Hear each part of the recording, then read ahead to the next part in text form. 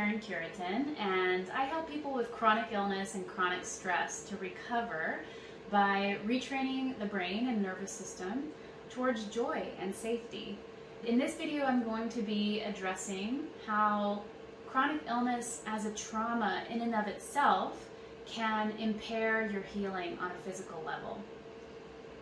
Do you resonate with your experience of chronic illness being traumatic or being so emotionally challenging that you get triggered or anxious anytime you think about it? Well, that's true for the majority of people I've talked to who've experienced chronic illness, and it was true for me. But the unfortunate thing is, if that is true for you, then that can be impairing your ability to get fully well on a physical level or stay well. That's because the nervous system and the brain need to be in a calm, healing state most of the time for healing to occur. So if your brain and nervous system are constantly feeling in a trauma state or in a stress state related to your experience of illness, then that is going to impair your physiology and your ability to actually heal on a physical level. As you know from my previous video, the brain is always scanning your environment for threats. And that's both your internal and your external environment. So that includes what you're thinking about and what your emotions are, but also your chemical environment in your body, your biochemical environment, etc. If you're one of those people who has experienced chronic illness as traumatic or threatening to your livelihood, keeping a job, being able to stay financially solvent, to your relationships, or even to your life or physical safety, then your brain is going to store all of those experiences as dangerous. And not only that, but it's going to tag them as really important experiences. And it will use those experiences as reference points to constantly scan your environment for anything that is similar to those experiences to try to protect you. It's definitely trying to keep you safe. However, what ends up happening is that you are maybe just thinking about your illness. Maybe you're just ruminating on what the true cause was and how it really happened and how you're going to get better and what's the next treatment you're going to try and whether or not you really will get better.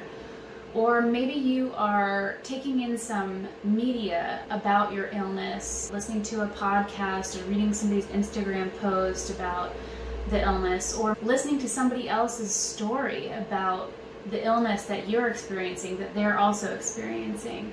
Or maybe you're just having a new symptom or a symptom flare. All of those kinds of things can trigger a stress response on a subconscious level for you that starts to derange your physiology before you're even aware of it. So your subconscious is so much more powerful and so much faster than your conscious mind, and so it will be recognizing these circumstances or these things that you're thinking about or taking in as threats before you're even aware of it, and it will automatically shift your autonomic nervous system into fight, flight, or freeze. If you've watched my previous video, that when you're in fight or flight or in freeze, your physiology, the way your body functions, is completely deranged, and it's not helpful for healing from any kind of chronic illness.